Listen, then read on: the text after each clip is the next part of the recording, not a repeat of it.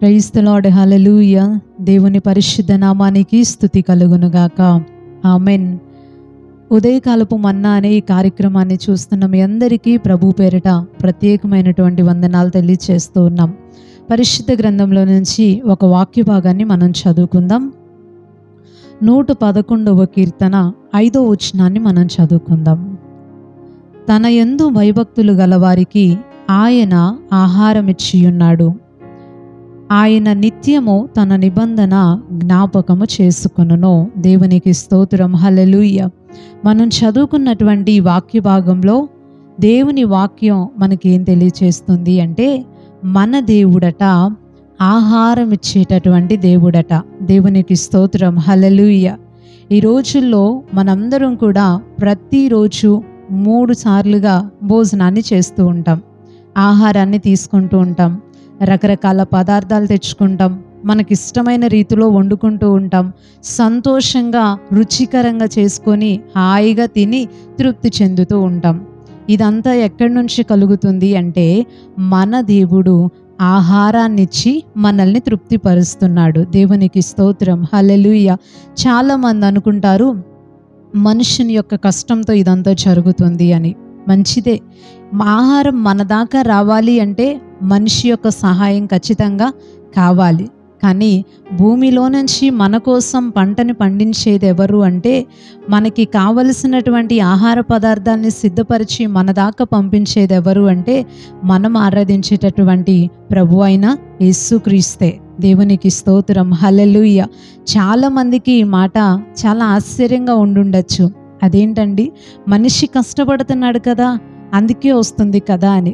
నిజమే, మనిషి కష్టపడుతున్నాడు, దానికి కావాల్సిందంతా ఏర్పాటు చేస్తూ ఉన్నారు, దాన్ని సిద్ధపరిచి మన వరకు పంపిస్తూ ఉన్నారు. కానీ పొలంలో వేసినటువంటి విత్తనం మొక్కై మనకి కావలసినటువంటి ఆహారంగా సిద్ధపడి అది బయటికి రావాలి అంటే, దానికి కావలసినటువంటి వాతావరణం, దానికి కావలసినటువంటి సారం, దానికి కావలసినటువంటి ఆ ఫలభరితమైనటువంటి కోణం అంతా ఎక్కడి నుంచి కలుగుతుంది అనంటే, దేవుని దగ్గర నుంచే కలుగుతుంది. హల్లెలూయా. దేవుడే దానిని మొలిపించి, దేవుడే దానిని మన కొరకు సిద్ధపరిచి పంపిస్తున్నాడు. దేవుడే మనకి ఆహారం పెట్టి ప్రతిరోజు మనల్ని పోషిస్తూ ఉన్నాడు. నమ్మినా నమ్మకపోయినా, ఇది మనం అంగీకరించినా అంగీకరించకపోయినా వాక్యానుసారమైన సత్యం అంతే. దేవుడు ఆహారం పెట్టి ప్రతి ఒక్కరిని కూడా పోషిస్తున్నాడు. అయితే చాలామందికి ఒక డౌట్ రావచ్చు. చాలామంది ప్రజలు ఆహారం లేకుండా చాలా ఇబ్బంది పడుతున్నారు.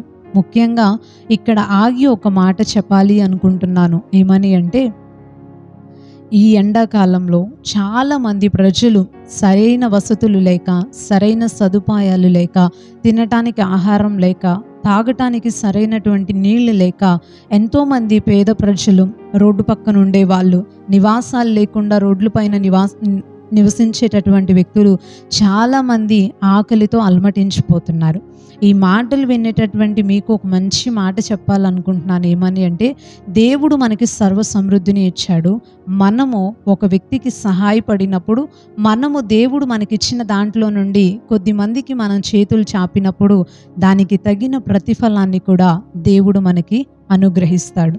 మీరెందుకు ఈ మాటలు వింటూ ఉండంగా, ఒకవేళ ఈ మాట మీ మనసులోనికి వస్తే, మీరెందుకు అలాగ ఇబ్బంది పడే వ్యక్తులకి సహాయం చేయకూడదు?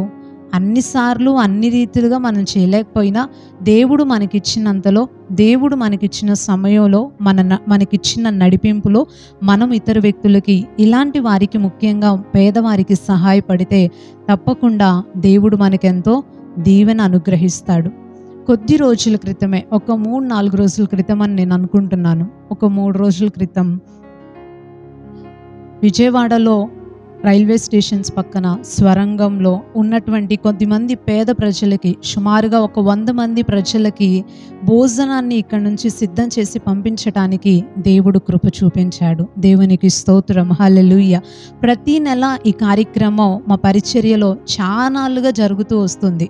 కొన్ని సందర్భాల్లో పరిస్థితులను బట్టి కొన్ని నెలలు బ్రేక్ అయినా మరలా తిరిగి కొనసాగించటానికి ప్రతి నెల 100 మంది ప్రజలకి భోజనం పెట్టడానికి సంఘంగా అనేక మంది చేతులు చాపుతున్నారు.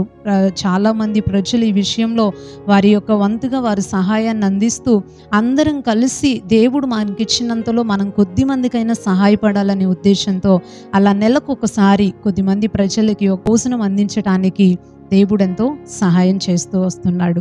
మరి మీరు కూడా ఈ మాటలు వింటున్నప్పుడు దేవుడు మనకిచ్చిన దాన్ని బట్టి అలా పేదవారికి కొద్ది మందికైనా సహాయపడితే తప్పక దేవుడు మనలందరినీ దీవిస్తాడు. వాక్యంలో నుంచి చదువుకున్న వాక్య భాగంలో నుంచి మనం ఈరోజు నేర్చుకుంటున్న ఒక విషయం ఏంటి అనంటే, దేవుడు ఆహారం ఇచ్చి పోషించే దేవుడే.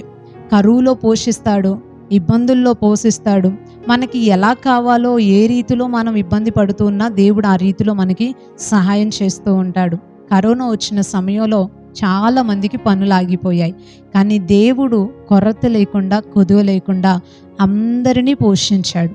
అవును కదండి, చాలా నెలలు కానీ దేవుడు పోషించుకుంటూ వచ్చాడు, ఎక్కడా లోటు చేయలేదు.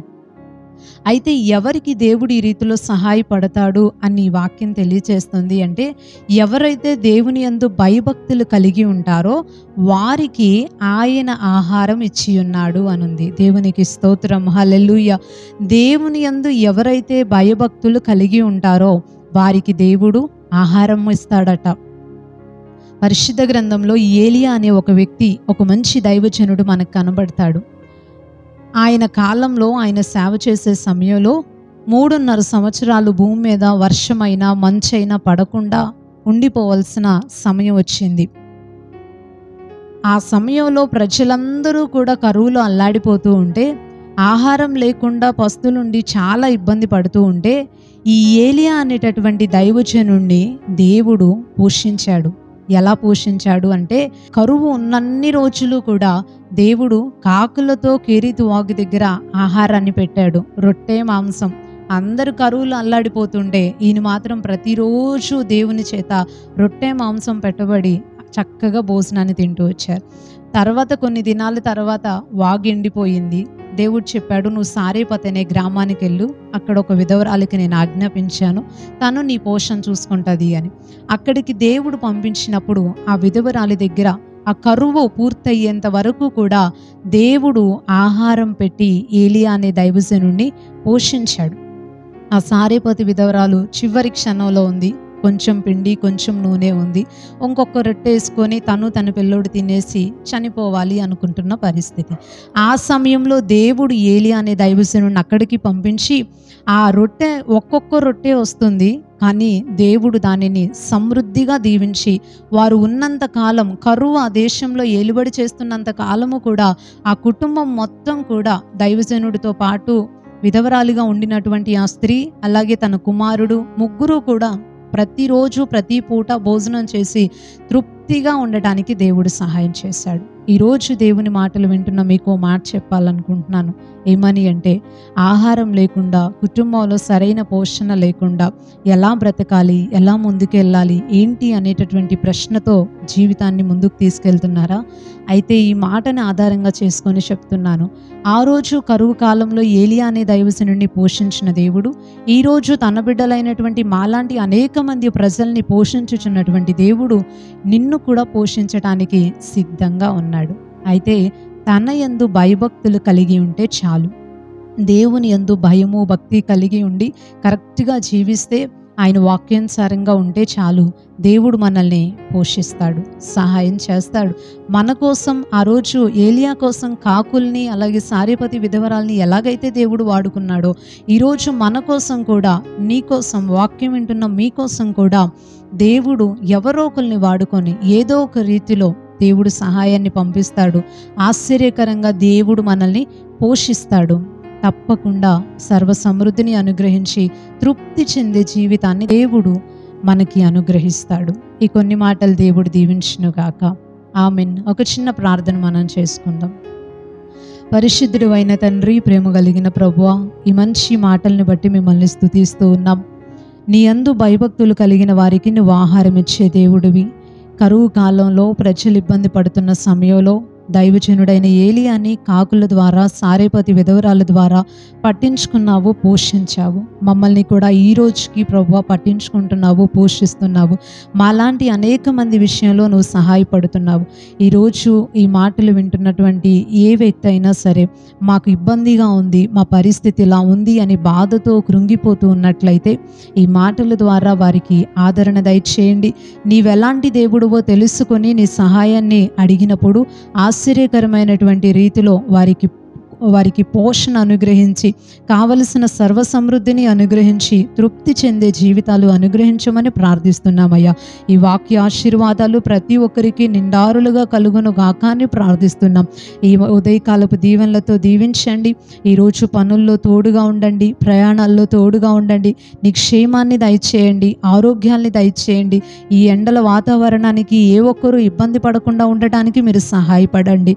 ప్రతి విషయంలో మీరు తోడుండి నడిపించి సహాయం చేయమని వేడుకుంటూ, ఆరోగ్యాన్ని, శాంతి, సమాధానాల్ని, ఐక్యత, ప్రేమల్ని సహాయం చేయమని ప్రార్థిస్తూ, నజరేయుడును శక్తి కలిగిన యేసుక్రీస్తు వారి శ్రేష్టమైన నామంలో ఈ ప్రార్థన అడిగి వేడుకుంటున్నాం పరమ తండ్రి.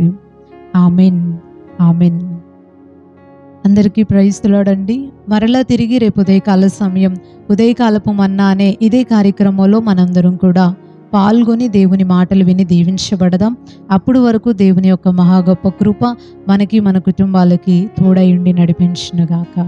ఆమెన్. Praise the lord.